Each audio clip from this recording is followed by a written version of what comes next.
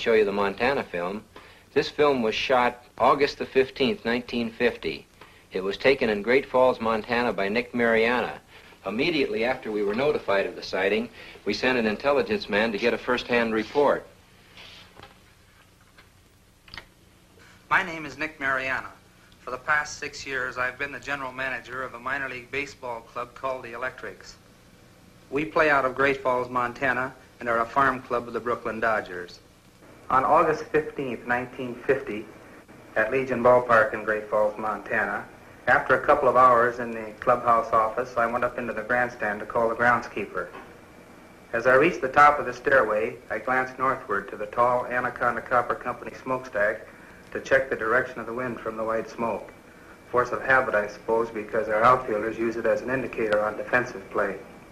As I looked up, I saw two silvery objects moving swiftly out of the northwest. They appeared to be moving directly south. The objects were very bright and about 10,000 feet in the air. They appeared to be of a bright, shiny metal, like polished silver. Both were the same size and were traveling at the same rate of speed, which was much slower than the jets which shot by shortly after I filmed the discs. Suddenly, they stopped. It was then I remembered the camera in the glove compartment of my car. I raced downstairs, yelling for my secretary, Miss Virginia Ronick. The distance from the top of the stairway to my car is about 60 feet, and I must have made that in about 6 jumps. I asked my secretary if she saw anything, and she said yes, 2 silvery spheres. I unlocked the glove compartment of my car, took out the camera, turned the telephoto lens on the turret into position, set the camera at f/22, picked up the objects in the viewfinder, and pressed the trigger. The discs appeared to be spinning like a top and were about 50 feet across and about 50 yards apart. I could not see any exhaust, wings, or any kind of fuselage. There was no cabin, no odor, no sound, except I thought I heard a whooshing sound when I first saw them. As the film clicked through the camera, I could see the objects moving southeast behind the General Mills grain building and the black water tank directly south of the ballpark.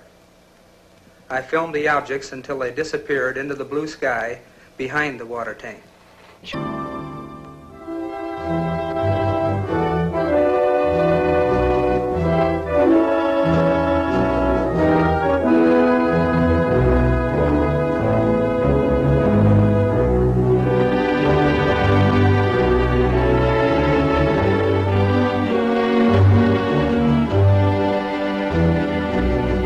This is the Montana film, projected exactly as it was photographed. The objects are moving against a 25 to 28 mile-an-hour wind. This is the film in double frame or slow motion. A slight bounce in the movement of the objects as well as the tower is perceptible.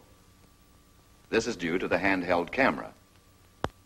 The film, analyzed frame by frame, shows the movement of the objects to be horizontal and steady.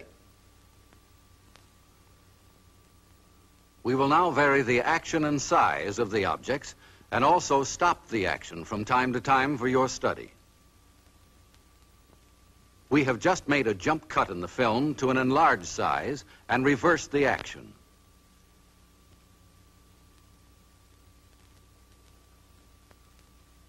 You are now seeing the objects exactly as they were photographed, but from a closer perspective.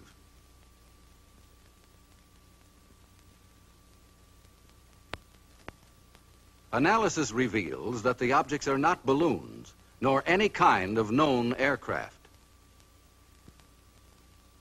The images are very different from those produced by any kind of birds at any distance.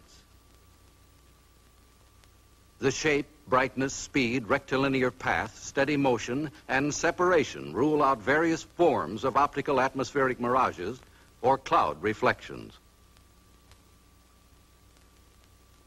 Comprehensive analysis has eliminated meteors and other known natural phenomena. The possibility of airplane reflection has been carefully studied and ruled out.